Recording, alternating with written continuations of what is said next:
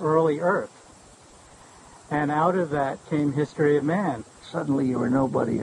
Oh, I've been back 3 lives, I've been back 7, I was in the time of Pharaoh. Well, when it got back to the individual who was a clam lying on a primordial seashore with a grain of sand irritating a pearl inside it, I decided that's as far back as I wanted to go, and I just departed from Scientology altogether.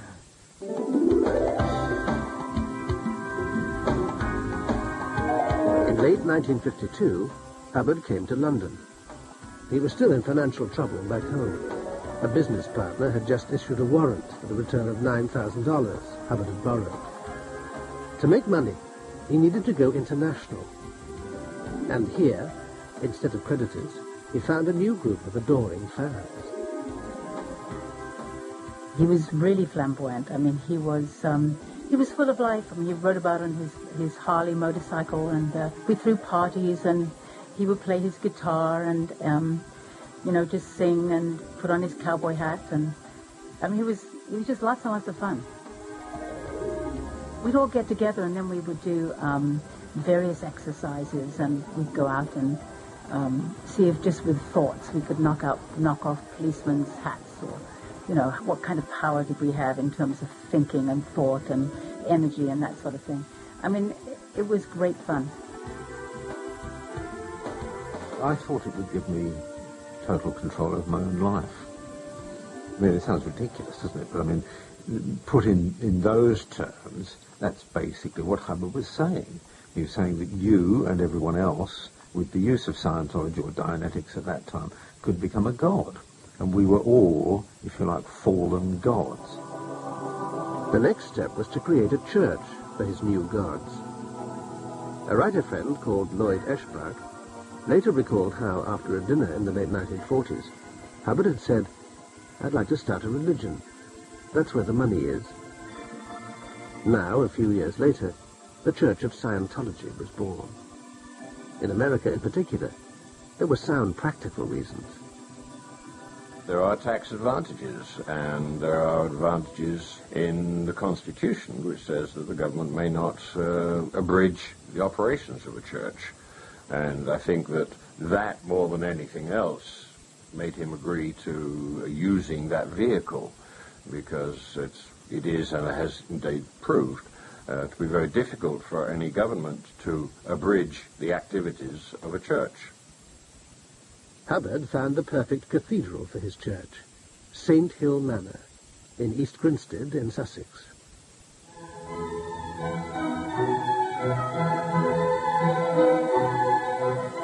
He played his new role, the country squire. He told the locals that he was a scientist, researching plants and their reaction to pain. He and his young family settled into Sussex society, bringing American razzmatazz to East Grinstead's road safety campaign. But the locals hadn't realized that St. Hill was to become the Mecca of Scientology. Devotees arrived from all over the world to study at their master's feet. I'm Jim Mondier from L.A. They paid thousands of pounds for Hubbard's courses. Now, the mind, when it has an old experience, will add that data into its current experience, and it keeps coming up with wrong answers.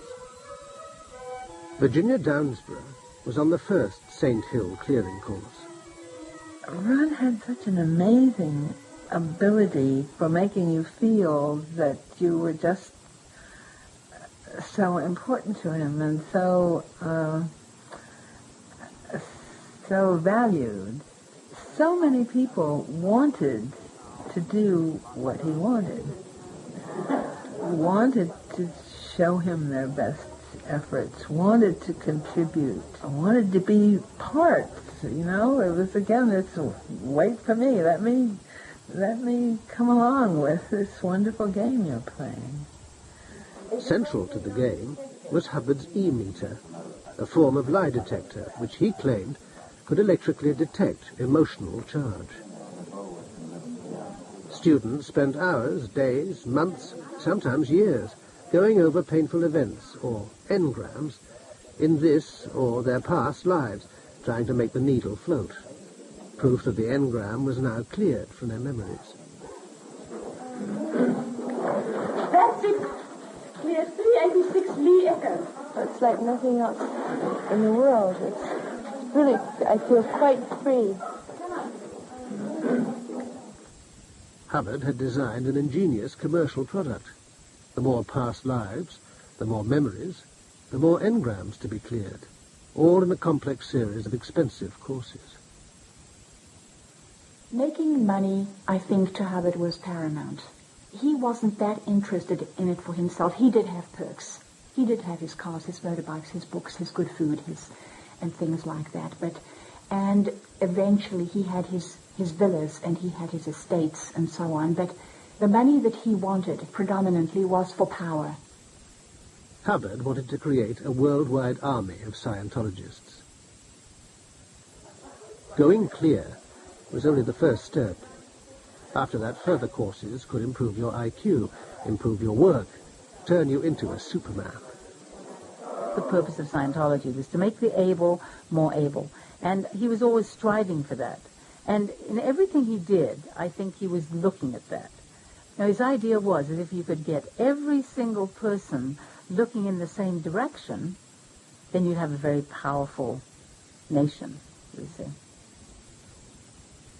This photograph, composed by Ron Hubbard himself, betrays an extraordinary ambition he held for Scientology. The entire objective was to find a place that Hubbard could eventually turn into his own kingdom, with his own government, his own passports, his own monetary system. In other words, his own principality, that he would be the benign dictator of. That was the objective. He had been having some auditing and doing some investigative auditing and looking at past lives and past experiences. And he ran into what he thought might be the past life of Cecil Rhodes. So he went to Rhodesia to check out what he had discovered in his auditing. He was there to attempt to create a Scientology community in the country and eventually turn the country over into a Scientology country. He was looking for a home base for Scientology. Hubbard's vision of becoming a latter-day Rhodes failed. The Rhodesian government became suspicious of him, and his visa was not renewed. Back in England, Hubbard was also under attack. Parents were worried by strange communications from children who had fallen under Scientology's thrall. There was a letter from her saying that she was disconnecting from me. You probably are familiar with it, you've seen it in the paper, but that I was destroying her and that she didn't want to see me again. That's it, car and everything. The newspapers were accusing him of being a fraud and lobbied the government to launch an inquiry. When the fire goes off, you know by the number that went off? Hubbard decided there was only one answer. He would take to the high seas. With his loyal band of disciples, he would move himself and his empire outside any government's jurisdiction.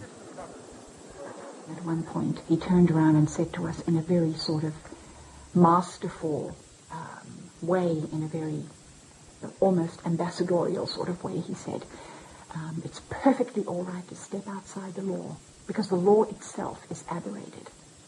So in order to achieve our ends, that gives us license to step outside the law.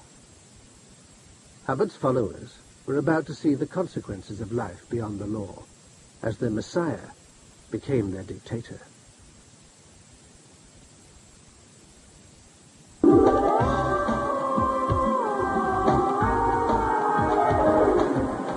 In 1967, with his own navy of Scientologists, the Sea Organization, Ron Hubbard set sail. Hannah Eltringham, then 24, went with him. She'd never crewed on a large ship before, but Hubbard detected that she was unusually well equipped for naval command. Hubbard called me into his cabin and stood right in the doorway of his cabin, fiddling with the e-meter, and started asking me questions about when I had last been a captain. Well, this could only be past lives, because I'd never been a captain in this life. So I started, thinking back and came up with this past experience about being a space captain.